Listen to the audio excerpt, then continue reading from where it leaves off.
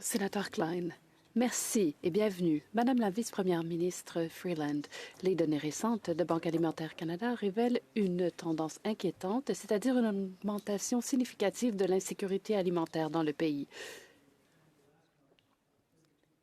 En mars dernier, il y a eu une augmentation de 32 par rapport à mars 2022 du nombre de personnes qui ont recours à des banques alimentaires, et un tiers des gens qui ont recours à des banques alimentaires sont des enfants, ce qui représente plus de 600 000 visites à des banques alimentaires ce mois-là. Et donc, l'enquête révèle aussi que les principales raisons de l'utilisation d'une banque alimentaire sont le coût de la nourriture, le coût du logement et les salaires trop peu élevés. Comment le projet de loi va-t-il briser le cycle du recours à l'aide alimentaire, surtout lorsqu'il y a la question des coûts du logement?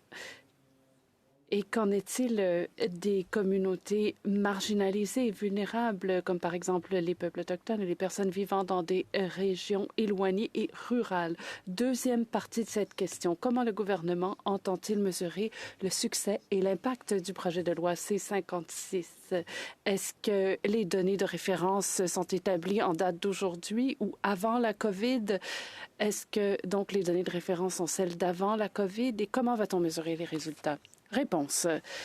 Il s'agit de questions fort complexes qui comportent plusieurs volets.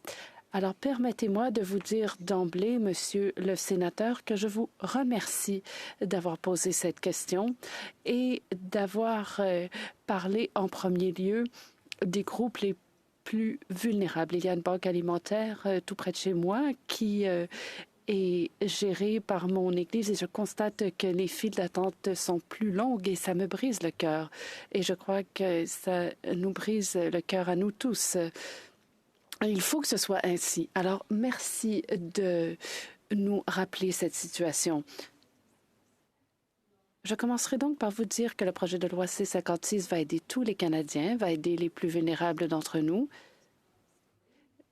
mais nos efforts ne doivent pas s'arrêter là. Nous devons en faire davantage et nous le faisons.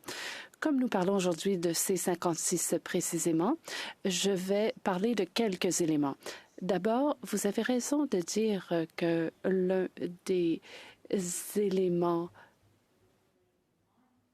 clés de la vie et de la subsistance d'une famille consiste en le logement.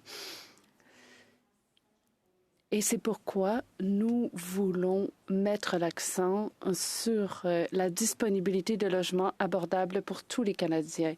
Nous croyons que la réponse se situe avant tout dans l'offre, l'offre et l'offre. Et c'est pourquoi nous mettons l'accent sur cet aspect des choses. Ça va aider tout le monde, y compris les plus vulnérables. Madame la ministre, nous devons passer à la question suivante.